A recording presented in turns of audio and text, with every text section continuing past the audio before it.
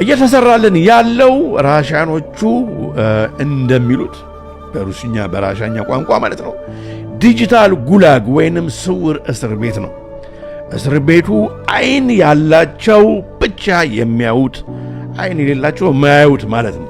ምን አለ ምን ተፈጠረ አዲስ ነገር የለም ሊሉ ይችላሉ አንዳንዶች። እንደዛ አይነት እስር ቤት ነው። አይን ላላቸው ለባነኑ የነቁ ሰዎች የሚያዩት እስር ቤት ነው። የመጣውም በቴክኖሎጂ ሰበብ ነው። የእጅ ስልኮቻችንን እና ኮምፒውተሮቻችንን እነርሱ ከሚቆጣጠሩት የኢንተርኔት መረብ ጋር በማቆራኘት ሕይወታችንን በሙሉ በእነርሱ መዳፍ ስር እንዲውል ማድረግ ነው። ጆርጅ ኦርዌል በ1984 በሚባለው ወይም 1984 በሚባለው መጽሐፉ በጣም እንደው ያላነበባችሁት ብታነቡት ደጋግማችሁ ብታነቡት የምመክረው መጽሐፍ ነው። አማዞን ላይ አለ።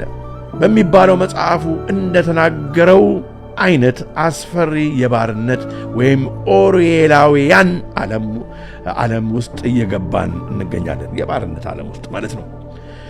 የቻይናው ኮሚኒስት መንግስት በህዝቡ ላይ ሞክሮበት ተሳክቶለታል።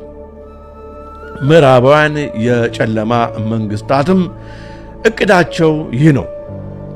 በአሁኑ በደረስንበት ደረጃ ብዙዎቻችን የነኚህ የቴክኖሎጂ ውጤቶች ባሮች ከሆንን ውለን አድረናል። ያለ እነርሱም መኖር እንደማንችል ያመንም ጭምር ይመስላል። ነገ ግን ታሪኩ ሌላ ነው። በዚህ አይቆምም። ይህን ካደረግ ገንዘብህን ከባንክ አታወጣም ወይም ገንዘብህን በቃ አትጠቀምም። ይህንን ስላደረገ ይህንን ተከልክለሃል የምንባልበት ጊዜ በደጃችን ነው። የሰው ክህሎትን ወይንም ኢንተለጀንስን አርቲፊሻል በሆነ እነሱ በሰሩት ኢንተለጀንስ ወይንም ክህሎት የመቀየር መንገድ ነው። የእቅዳቸው ሙሉ በሙሉ ተግባራዊ በሚሆንበት ጊዜ በመላው ዓለም ማለት ነው ተግባራዊ ሲሆን ይህንን ኢንተለጀንስ የሚቆጣጠረው ጥቂት የማህበረሰብ ክፍል ቢሊዮነሮቹ፣ ኤሊቶቹ፣ የጨለማ ማህበረሰብ ማለት ክፍል በተረፈው የዓለም ህዝብ ላይ እንደ አምላክ ሆኖ መግዛት የሚችለውን አቅም ሊያገኝ እንደሚችል ብዙዎች ማስጠንቀቅ ከጀመሩ ቆይተዋል። አረ ሰንበትበት ብለዋል። የአውራው ጉንፋን ጊዜ የሰው ልጆችን በወረሳቸው ፍርሃት ምክንያት ሙሉ በሙሉ ለሲስተሙ ይታዘዙ ይሆን ወይንስ አይሆን የሚለውን የሞከሩበት ትራያል እና መልሱንም ወይም ሪያክሽኑን የህዝቡን ሪያክሽን በግልጽ ያዩበት የሙከራ ጊዜ ነበር። ኦቤይ ኦር ዩል ዳይ የምትባለውን ተግባራዊ አድርግ ያለበለዚያ ትሞታለህ። የምትባለውን መወጋቱን ነገር ተቀበል አለበለዚያ ትሞታለህ። ይገርማል። እስከ ዛሬም ድረስ በመኪናቸው እየሄዱ የፊት ማስክ የሚያደርጉ ሰዎችንም እያየን ነው። ዘ ፓወር ኦፍ ሰጀስሽን ነው ያሉት አነቃቂዎቹ። የሳይኮሎጂካል ሰቨርሽን ምን ያህል እንደሚደንቅ እንደሚያደቅ ይሻላል እንደውም ያየንበት ጊዜ ነው። ከምንም ጊዜ በላይ በዓለም ላይ ያለ ህዝብ በሙሉ ማለት ነው ዘር እና ነገድ ወይንም ድንበር ሳይወስነው ዘመኑን በመዋጀት የመጣውን አደጋ ለመገንዘብ እየተነጋገረ ለራሱና ለቤተሰቡ የወደፊት መንገድ አቅጣጫ መወሰን ያለበት ጊዜ ላይ ግን እንዳለን ሁላችንም የምንረዳ ይመስለኛል። አሁን ለሰዎች ከምን ጊዜውም በላይ የሚያስፈልጓቸው ጊዜ ላይ መድረሳችንንም መገንዘብ ይኖርብናል። የጨለማው ማህበረሰብ ይህ አዲስ ስርዓት ወይንም ዘ ኒው ወርልድ ኦርደር ሊገዛን ያሰበው ለያይቱ ስለሆነ ለየብቻችን በጭንቀት ቆፈን ይዞ ስለሆነ ማለትም ባልን ከሚስቱ፣ ልጆችን ከወላጆች፣ ወገንን ከወገኑ፣ ጎረቤትን ከወዳጁ እንደዛ አድርጎ ሊያይቶ ሊገዛን ስለሆነ የመጣው በዚህ በቴክኖሎጂው ሰበብ ዛሬ ስልኮቻችን ላይ ተጠን አይደል እንዴ በድሮ በባቡር ወይም በባስ ሰዎች በሚሄዱ ጊዜ ያወሩ ነበር። አሁን ግን በእያንዳንዳችን ስልክ ውስጥ ዲጂታል ጉላግ ሆኖ እንደ አጥር የማይታየው እስር ቤት ውስጥ ከገባን ቆይተናል። ማን ከጎናችን እንደተቀመጠ ሁሉ አናውቅም። በሳሎን ቤቶቻችንም ከልጆቻችን ጋር ከባለቤቶቻችን ጋር ስንቀመጥ እንደዛው ነው። በቃ ተለያይተናል በቤታችን ውስጥ። እውነትን የምናገኘው ከዛው ከእጅ ስልኮቻችን ከላፕቶፓችን ነው። መጽሐፍ ማንበብ የለም፣ ሰዎች መወያየት የለም፣ ኢንተራክት ማድረግ የለም፣ ቀርቷል። ስለዚህ ይህንን አይነት እንግዲህ እየመጣ ያለውን ነገር ብንችል ማለት ነው እምቢ ልንለው ይገባል። እምቢ እንበለው። ጤናማ የሆነ የመተዛዘን እውነተኛ ሰዎች ከሰዎች ጋር የሚያደርጉት የዕለት ዕለት መግባባት፣ መነጋገር፣ መወያየት አሁን እንደ መድኃኒት የሚሆንበት ጊዜ ውስጥ እየገባን ነው። ያለበለዚያ ብዙ ሰዎች ሊያብዱም ሁሉ ይችላሉ። ትዝ ይላችኋል የአውራ ጉንፋኑ ጊዜ በየቤቱ ሰው በተቀመጠበት ጊዜ ስንት ትዳር ፈረሰ፣ ስንት ሰዎች አበዱ። ብቸኝነት ክፉ ነው። ከትንሽ ጊዜ በኋላ አሁን እያየን እንዳለው ብዙ ሰዎች ሰውን ሳይሆን ኤአይን ልክ በቻት ጂፒቲው ምናምን እንደሚታየው ማለት ነው እንደ ጓደኛ፣ እንደ ፍቅረኛ፣ እንደ ወዳጅ አድርገው የሚቆጥርበት ጊዜ በብዛት ይመጣል። ይህ ከባድ ነው። ሰሞኑን ያጠፋል፣ ከእግዚአብሔር ይለያል። የሰው ልጅ ሰይጣንንና ዕቅዱንም መቀየር አይችልም። እንግዲህ ሆኖም ግን አምላኩን ጉልበት አድርጎ ሕይወቱን በእምነት አንጾ መጓዝ ግን ለእያንዳንዳችን የተተወ ውሳኔ ነው። ይህ ጉዞ ታዲያ መስዋዕትነትን የሚጠይቅ የመስዋዕትነት ጉዞ ነው። ቀላል ግን አይደለም። ሁላችንንም እግዚአብሔር ይርዳን። ለዛሬው በዚሁ አበቃው። ወስብሐት ለእግዚአብሔር። ቸር ያቆየን። ሰላም ሰንብቱ። Than $60 a month, Shu Qing's family depends on government handouts to get by. Handouts which could be cut if their score falls too low. 口水你再整，可整的话，那不是压发我的劳动，我跟罪犯一样。 To make matters worse, her family lost 5 points after a neighbor reported them to the village committee recently. The reason? An untidy goat pen. ታዲያ ወገኖች በዚህ ጉዳይ ላይ አንዳንድ ሰዎች እንዴ ዲጂታል አይዲ እኮ ማለት እኮ ያው በቃ እንደ ናሽናል ኢንሹራንስ ላይ እንደነበረው ምናምን አይደለም። ብዙ ተተናል በዚህ ጉዳይ ላይ። እሱማ በቃ ከሆነ ታዲያ ሌላ ምን ዲጂታል አይዲ ያስፈልጋል? አሁን እኮ እሱ እንደዛ አይደለም። ይሄኛው ሁሉ ነገራችንን ማለት ነው ሄልዝ ዳታችንን፣ ፓስፖርታችንን፣ ሁሉን ነገራችንን፣ የቤት ካርታችንን፣ መንጃ ፈቃዳችንን በሙሉ ጠቅላላ አድርጎ ወደ አንድ ሲንግል ዩኒት ሲስተም አምጥቶ ያ ሲንግል ዩኒት ሲስተም ደግሞ ስልካችን ላይ አፕ ላይ መንግስት የሚቆጣጠረው የጨለማ ማህበረሰብ የሚቆጣጠረው በፈለገውም ሰዓት ያለኛ ፈቃድ አክሰስ የሚያደርገው የባንክ ገንዘባችንንም ጭምር ማለት ነው የሚቆጣጠረው አፕሊኬሽን ነው። ከዛ በኋላ ምን እንግዲህ የጨለማ ማህበረሰብ ምን ፓወር አለው ማለት ነው። እገሌ ይሄንን ዌብሳይት አሁን ከትንሽ ጊዜ በኋላ ያው እንግዲህ የኢንተርኔት ፕሮቫይደሮቹ የምናየውን መረጃ ሁሉ ይሰጣሉ። ምክንያቱም ኢንተርኔት ለመጠቀም ብለዋል፣ ተናግረዋል። በዚህም ቻናላችን ከዚህ በፊት እንዳየነውና እንደምታስታውሱት ፓስወርድ ማስገባት አለብን፣ ሞባይላችን ጠቅ ማድረግ አለብን ማለት እንግዲህ የኔሙን አለልኝ በዚህ ሰዓት ላይ በዚች ሰከንድ ይሄንን ዌብሳይት አጥቷል የማያውሉ ሁሉ ማለት ነው።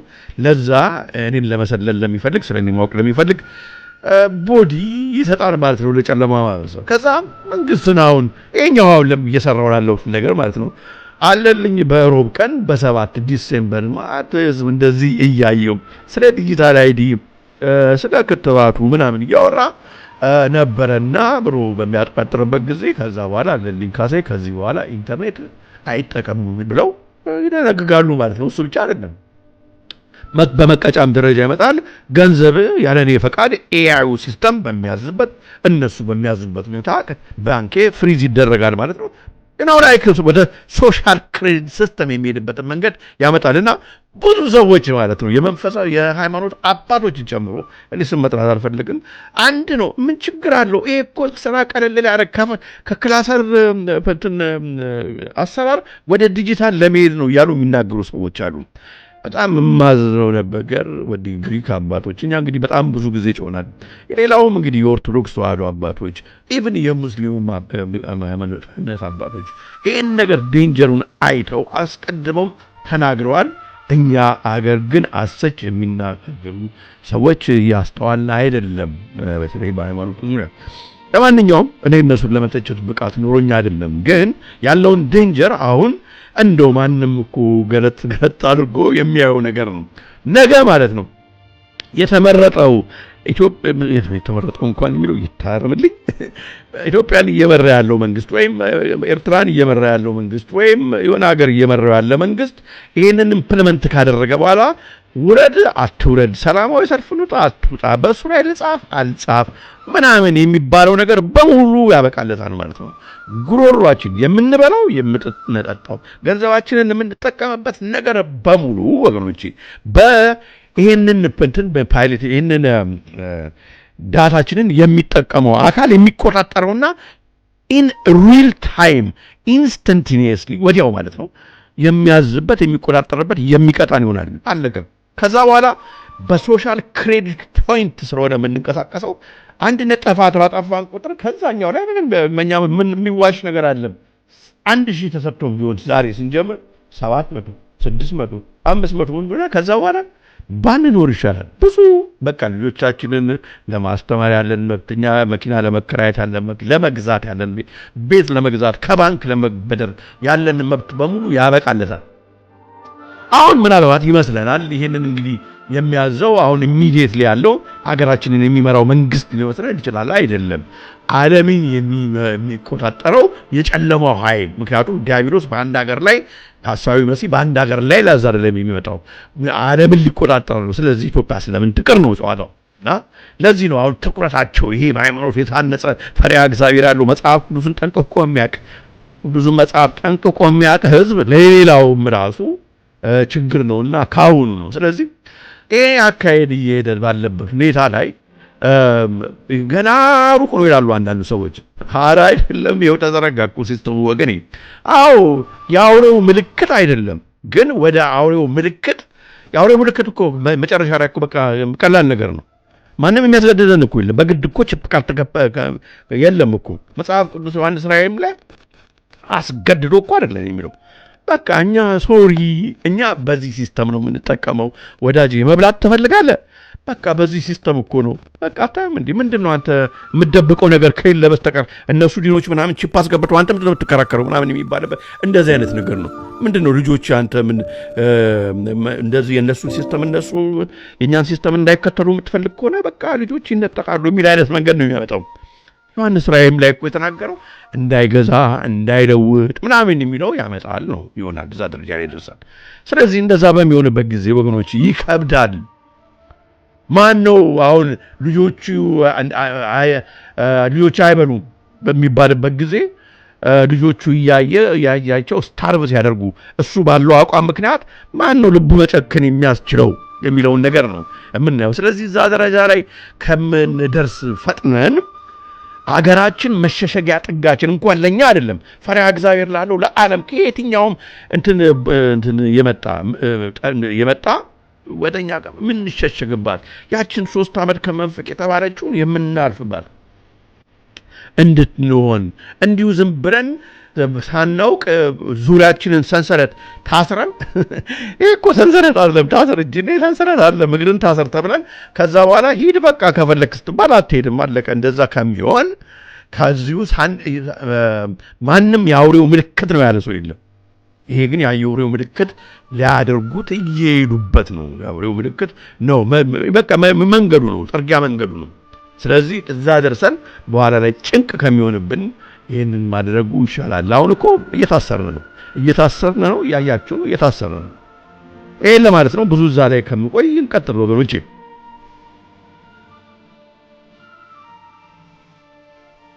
ፓሊንተር የአውሬው ሰራተኞች የመጨረሻ ግብ።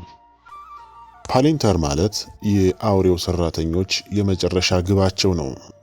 መላውን ዓለምና በውስጡ የሚኖሩትን ሰዎች በሙሉ ሁል ጊዜ ሁሉም ቦታ ላይ እያንዳንዱን እንቅስቃሴ መከታተል፣ የሁሉንም ሰዎች መረጃ ከነማንነቱ ከነታሪኩ መዝግቦ መያዝና በአንድ አይዲ ካርድ ተጠቅሞ የዛን ሰው ሁሉ መረጃ የመከታተልና የማወቅ ፍላጎትን ለማሳካት የታቀደ ነው።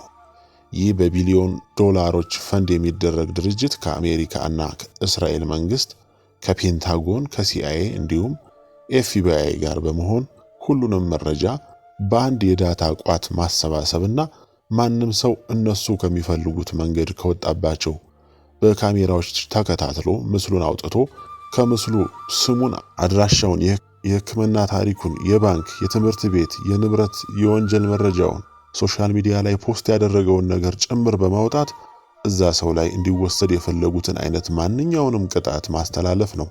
ስለዚህ ማንኛውም ሰው በሁሉም የዓለም ክፍል ከነሱ እይታ ሳይወጣ መረጃውን በእነሱ ሳይመዘገብ መኖር እንዳይችል እነሱ የፈቀዱትን ማሰብ፣ እነሱ የፈቀዱትን መብላት፣ መጠጣት፣ እነሱ የፈቀዱትን ማለት፣ እነሱ የፈቀዱትን መግዛት፣ መሸጥ ብቻ እንዲችል ለማድረግ ለማስገደድ የሚያስችል ዓለም አቀፋዊ ፍጹም አምባገነን አገዛዝን ለማስረጽ የሚደረግ ነው። የነሱን አምባገነናዊነትና ፋሺስት የነሱን ሁሉንም ነገር የማየትና የማወቅ ፍላጎት በዓለም ታሪክ የተነሱ የተባሉት አምባገነኖች ሁሉ እንኳን ሊስተካከሉት እንዲያውም አይቀርቡትም። ልክ እግዚአብሔር በመላው ዓለም ያለው ነገር ከእርሱ እንደማይሸሸገው ሁሉ በዓለም ያለ ሰው ሁሉ ተደብቆም በግልጽም የሚያደርገውን እንደሚያውቀው ሁሉ እነዚህም ያንን በመመኘት እንደ ፈጣሪ ለመሆን የመሻት ነገር ነው የሚታይባቸው። እነሱ በፈለጉት ጊዜና ሁኔታ በራዕየ ዮሐንስ ላይ ያለውን የአውሬውን ጸረ ክርስቶስ የተባለውን ሐሳዊ መሲህ በራሳቸው የጊዜ ሰሌዳ የማምጣቱ እቅዳቸው አፈጻጸም ሲሆን እነሱም የሚያምኑት ያ ቴክኖሎጂ ነው ሐሳዊ መሲህን ያን አይነት ኃይል እንዲኖረው የሚያደርገው። የአሜሪካው ዶላር ላይ ያለው በፒራሚድ ላይ ያለው ምልክት the all seeing eye ወይም ሁሉን የሚያየው አይን ይህ ነው ለዘመናት የተመኙትና ለመፈጸም የሰሩለት እቅድና ግብ። መላውን ዓለም ፍጹም ርህራሄ በሌለው ጭቁን አምባገነናዊ አገዛዝ ፍጹም ጸረ ክርስቲያን ጸረ ክርስቶስ በሆነ አመራር ለመምራትና ለመግዛት የሚያቅዱበት ህልማቸው ነው። እንዲያውም አሁን ላይ ሰዎች የሚያደርጉትን ከማወቅ አልፎ ሰዎች የሚያስቡትንም ለማወቅ ፍላጎት የሚያድርባቸው ሆኗል።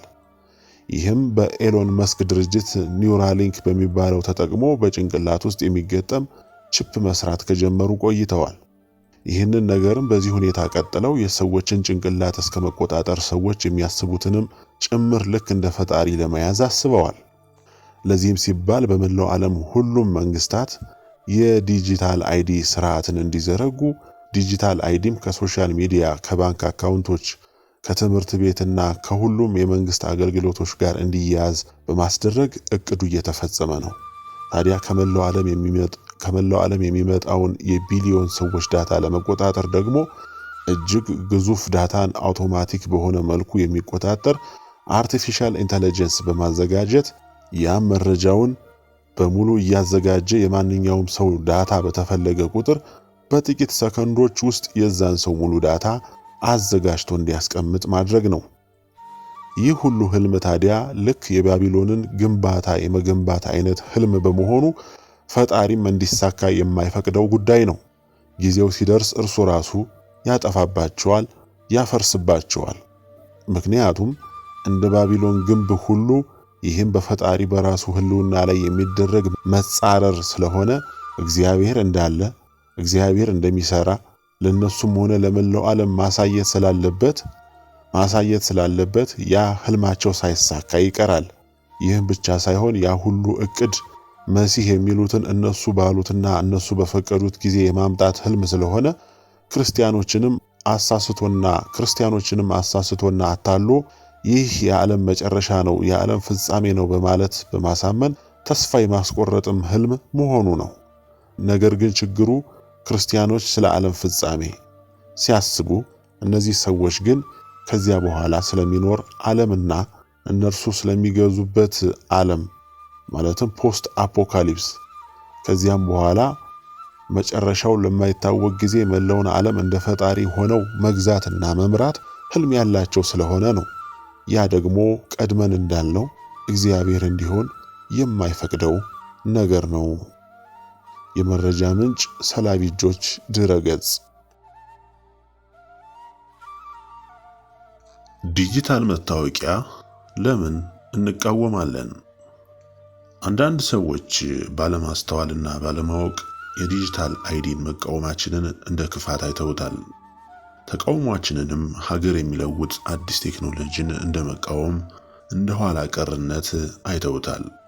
ይህ ስህተትና አለማስተዋል የእኛን አንግልም ካለመረዳት የመጣ ነው። ስለዚህ ተገቢውን መልስ እንስጥበት። የዚህ ሰው ስህተት የሚመነጨው አዲስ ነገር ስለመጣ ብቻ በራሱ ጥሩ ነገር ነው ብሎ ከማሰብ፣ ቴክኖሎጂንም እንዲሁ እንደወረደ ከመቀበል ነው። እንዲሁም ሀገራችን ያለችበትን የቴክኖሎጂ እድገት ደረጃ ካለመረዳት ነው። ስለ ሀገር እናስብ ከተባለማ ሀገር የሚለወጠው አዲስ ሐሳብ እንቀበል ከተባለማ ስለሱ ብዙ ነገር ማለት ይቻላል እኮ። ስለ ቴክኖሎጂ እናንሳ። እንግዲያውስ ኢትዮጵያ ምን አይነት የቴክኖሎጂ ደረጃ ላይ ነች? ለሀገር የሚጠቅም እድገትና ሀብት የሚያመጣ የሰዎችን ሕይወት የሚያሻሽል የዜጎችን የኑሮ ደረጃ ከፍ የሚያደርግ ቴክኖሎጂን እናስብ። ስለ እርሱ እናውራ። እሺ እንግዲያውስ ኢትዮጵያ ምን አላት? ምን አላት ከሚለው ይልቅ ምን የላትም የሚለውን መመለስ ይቀላል። ከውጭ የምናስመጣቸውን ነገሮች ለመቀነስ እዚሁ እንዲገኙ ለማድረግ የሚያስችሉ ኢንዱስትሪዎች የሏትም። ኢንዱስትሪዎቹ ያመረቱትን ከእርሻም የሚመረተውን ከአንዱ ሀገር ክፍል ወደ ሌላው በብዛትና በፍጥነት ለማጓጓዝ የሚያስችል የተዘረጋ የባቡር ስርዓት የላትም። ወይም ባቡር ያለው በአዲስ አበባ ያለው 2 መስመርና ወደ ጅቡቲ ድሬዳዋ የሚወስደው ብቻ ነው። እርሱም ግን ከሚያስፈልገን ውስጥ 5 ወይም 10 በመቶ ቢሆን ነው። ሰዎች በዘመናዊ መልኩ ዕቃ እንዲላላኩ የሚረዳ የፖስታ ስርዓት የለንም። በስም ደረጃ አለ፣ ግን ተጠቃሚ የለንም። ሰው እስካሁን በባህላዊ መንገድ በሰው ነው ዕቃ የሚላላከው። ፖስታ ስርዓቱ እንዲሰራ የሚረዳ ዘመናዊ አድራሻ ስርዓትም የለንም። ዛሬም ድረስ ከእከሌ ህንፃ ጀርባ ወረድ ብሎ ባለው መንገድ እየተባለ ነው ቦታ የሚነገረው። የዓለም ዲፕሎማቶች መጥተው ስብሰባ በሚያደርጉበት ከተማ አድራሻ የሚነገረው በዚህ ወርደህ እንትኑ ጋር ስትደርስ እንትኑ አለ እየተባለ ነው። ከተማ ውስጥ ዝናብ ሲዘንብ ጎርፉን ከመንገድ አስወጥቶ ወደ ወንዞች የሚወስድ፣ ፍሳሽን ከየሰው ቤት ወስዶ ወደ አንድ ማጣሪያ ጣቢያ የሚመራ የተደራጀ ደህና የፍሳሽ ስርዓት የለንም። ዛሬም ዝናብ ሲዘንብ ጎርፉና ከሰው ሽንት ቤት የሚፈሰው አብሮ መንገዱ ላይ ይጎርፋል። አዲስ አበባን ጨምሮ በመላው ሀገሪቱ ሰዎች እስካሁን የጭቃ ቤቶች ውስጥ በ1980ዎቹ የነበረውን አኗኗር ይዘው ነው የሚኖሩት። እስካሁን የመብራት ኃይል ያልገባላቸው ከተሞችና የገጠር መንደሮች አሉ። መኪናና ላፕቶፕ በሀገራችን እጅግ ውድ ከሆኑ ነገሮች ውስጥ ናቸው። የላፕቶፕ እጥረት ከመኖሩና ከመወደዱ የተነሳ እጅግ የሚበዛው የሀገሪቱ ወጣት ኮምፒውተር ተጠቅሞ አያውቅም። ከ40ዎቹ ዕድሜ በላይ ያለው እንዲያውም አብዛኛው ሰው ስማርትፎን እንኳ በቅጡ መጠቀም አይችልም። ዲጂታል አይዲው ቢመጣ እንኳን በመላው ሀገሪቱ ቀበሌዎችና ከተማ አስተዳደሮች ያሉት ሰራተኞች እጅግ የሚበዙት መሰረታዊ የኮምፒውተር አጠቃቀምን የማይችሉ ናቸው። ስራው ሁሉ የሚሰራው በወረቀት ነው። መረጃ የሚቀመጠው በወረቀት ነው። የኮምፒውተርና ሶፍትዌር ስርዓት ልክ እንደ ህንፃና ድልድዩ ሁሉ እርሱም የራሱ መሰረተ ልማት ይፈልጋል። ኢትዮጵያ ደግሞ የሶፍትዌር መሰረተ ልማቷ ገና አልተጀመረም። ገና ምኑም አልተነካም። አንዳንዱ ሊሰራም ገና አልታሰበም። ይሰራ ቢባል እንኳ የመስራቱን ጥረት ቢሮክራሲው አንቆ ይዞ እንዲቋረጥ ያደርገዋል። ታዲያ እንዲህ አይነት ኋላ ቀር የሆነ ገና መሰረታዊ ቴክኖሎጂ ያልገባው ሀገርና ህዝብ ይዘን በቴክኖሎጂው ዙሪያ የተገነባ ባህል የሌለው ማህበረሰብ ይዘን አሁን አዲሱ ብልጭልጭ ነገር ለምን እኛ ቤት አልመጣም ብሎ መናደድ የራስንም ሀገር የቴክኖሎጂንም አሰራር የማህበረሰብንም አሰራር አለመረዳት፣ አለማስተዋል ነው። አለማወቅም ጭምር ነው። ሌላው ዓለም እነዚህን ነገሮች ጨርሶ ነው ወደ ዲጂታል አይዲ ያመራው። ዘመናዊ ስርዓቶችን ዘርግቶ ጨርሶ ህዝቦቹ በዚያ ስርዓቶች ውስጥ መኖርን እንዲላመዱ አድርጎ በ10 ዓመታት ሂደት ቴክኖሎጂ መር የሆነ ባህል ከገነባ በኋላ ነው አሁን ዲጂታል አይዲ ያመጣው። ህዝቡንም ከአንዱ የቴክኖሎጂ ስርዓት ወደ ሌላው ቴክኖሎጂ በማምራትን ህዝቡንም ከአንድ የቴክኖሎጂ ስርዓት ወደ ሌላው የቴክኖሎጂ ማምራትን በደንብ ስለተለማመደ አዲስ ቴክኖሎጂ ሲመጣ ለመቀበል አይቸገርም። እኛ ያ ሳይኖረን፣ ባቡርና ፖስታ ሳይኖረን፣ ሽንት ቤቶቻችን ከደህና የፍሳሽ ስርዓት ጋር ሳይገናኙ 4 እና 5 ስቴፕ ዘለን ዲጂታል ስርዓት ጋር ካልመጣን፣ ቴክኖሎጂ መር ስማርት ከተማ ካልገነባን ማለታችን በሌላው ዓለም እንኳን እንዲሳቅብን የሚያደርግ ነገር ነው። ትክክለኛውን የእድገትና የሽግግር ስቴፕ ሳንከተል መተን ይሄኛውን ግን አሁኑኑ ካላገኘን፣ ይሄኛውን ካልተገበርን ማለታችን ራሱ አለማስተዋላችንን ብቻ ሳይሆን ችኩልነታችንን ነው የሚያሳየው። ይህ ሁሉ ታዲያ ዲጂታል አይዲ ክፋት ባይኖረው ብለን አስበን ነው። እንደው መልካም ቴክኖሎጂ ጠቃሚ ስርዓት ነው ብለን ብናስብ እንኳን ማለት ነው። በዚያ ሁኔታ ውስጥ እንኳን አጉል መቸኮል ነው። አንዳንዶች ዲጂታል አይዲው ይፈታዋል ብለው የሚያስቧቸው ችግሮች በሌላው ዓለም የዛሬ 20 እና 30 ዓመት ያልነበሩ ወይም የተፈቱ ናቸው።